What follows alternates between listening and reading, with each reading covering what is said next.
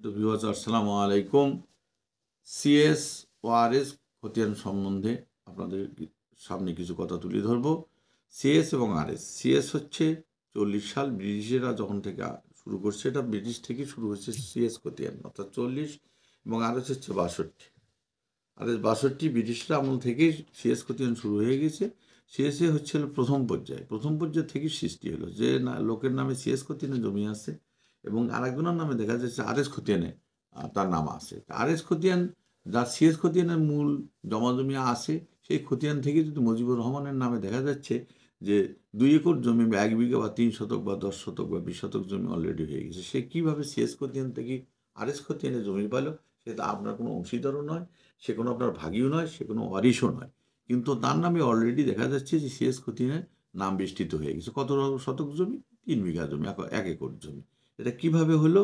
আপনি নিজে হয়তো তাকে যদি দলিলটা তার বংশধর বা আপনার দাদা বা আপনার বাবা যদি দলিল করে না দিয়ে থেকে থাকে, তাহলে পরে তার নামে হঠাৎ করে তার নাম আরএস খতিয়ানে বেষ্টিত হয়েছে, অর্থাৎ তার নাম আরএস খতিয়ানে বসে গেছে অলরেডি। তাহলে পরে দেখা যাচ্ছে যে 40-50 বছর বা 25-30 বছর থেকে এই আরএস খতিয়ান অনুযায়ী সে সম্পত্তি ভোগ করে আসতেছে এবং ভোগ করে খাচ্ছে এবং তার হাল্লা করে আসে, এবং সে খাজনা রীতিমতো সরকারের কাছে সে রীতিমতো জমিনের খাজনা দিয়ে এবং তার নামও জারি করে নিয়েছে।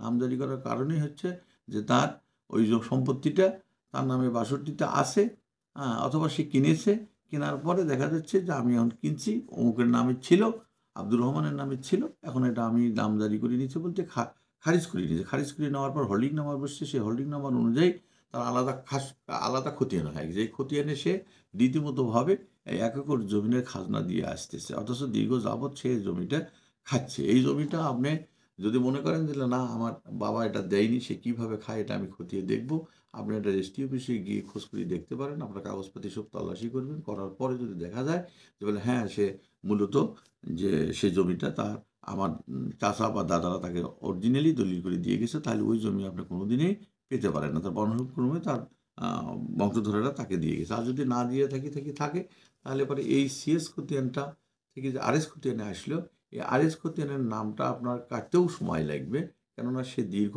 40-50-30 বছর থেকে জমিটা খাজনা দিয়ে তার নাম জারি করে নিয়ে আসতেছে। এই জমিটা আপনি কোনো সময়ের জন্যেই আপনি সহসায় পাবেন না। তাই যে লোক খাচ্ছে সে লোক মনে করেন যে 95% বা 96% সে আশাবাদী যে আমি জমি এটা পাবো এবং খাবো, এবং সেটা সহসায় আপনি কোর্ট কাছারিতে যা 2, 4, 5, 10, 15, 20 বছর যাও আপনার হয়তো দেখা যাবে যে এটা রায় আপনি সহসায় পাবেন না। তারপরে আপনি খতিয়ে দেখলেন পারলেন না, পরে দেখা যাচ্ছে যে সে আসলে জমিটা ক্রয় করেছে। যে কোনো ব্যক্তি আপনাদের বংশধরের কাছ থেকে ক্রয় করে নিচ্ছে, আপনারা নিজেও হয়তো জানেন না। যে কোনো কেউ না কেউ হয়তো দিয়েছে, তা নাহলে তার আরএস খতিয়ানে যাওয়ার কোনো কারণ। আর একটা কারণ থাকতে পারে, হয়তো দেখা যাবে যে আপনাদের বাপদাদার সঙ্গে তারা একটা জমিনের রেওয়াজ বদল করেছে। হয়তো দেখা যাবে আপনাদের খতিয়ানে তাদের 3 বিঘা জমি, 3 বিঘা জমি আছে, সেটা আপনার দাদার নামে দিয়েছে।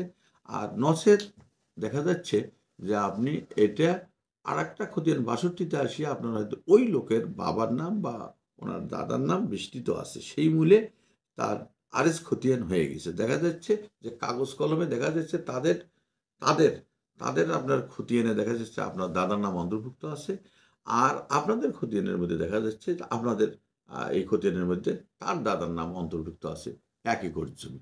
তাহলে অবশ্যই তাহলে জিনিসটা কাগজ কলমে আপনার রেওয়াজ বদল হয়েছে, তা আপনারা একটা খাচ্ছেন, তারা একটা খাচ্ছে।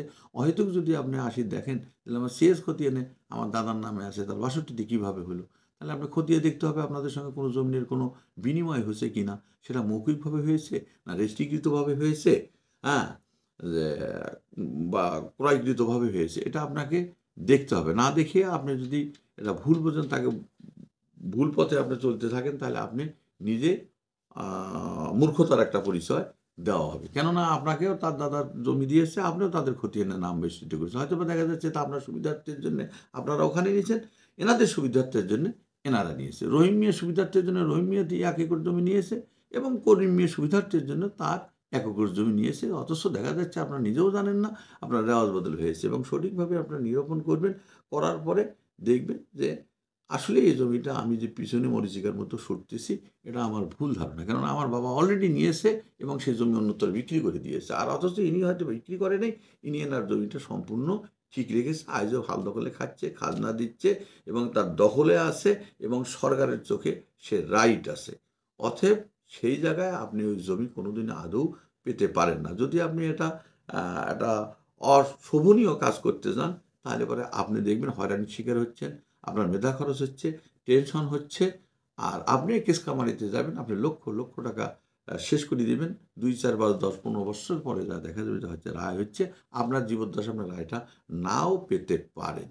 দেখা যাবে ওই 62 মূলে সে এই কারণে জমিটা ভোগ করে খাচ্ছে, তাতে কোনো সন্দেহ নেই। কেননা সে খারিজ খতিয়ান করেছে, তার হোল্ডিং নাম্বার বসেছে, সে খাজনা মতো রীতিমতো দিচ্ছে, সে বাড়িঘর দরজা করেছে, সে প্রাচীর দিয়েছে।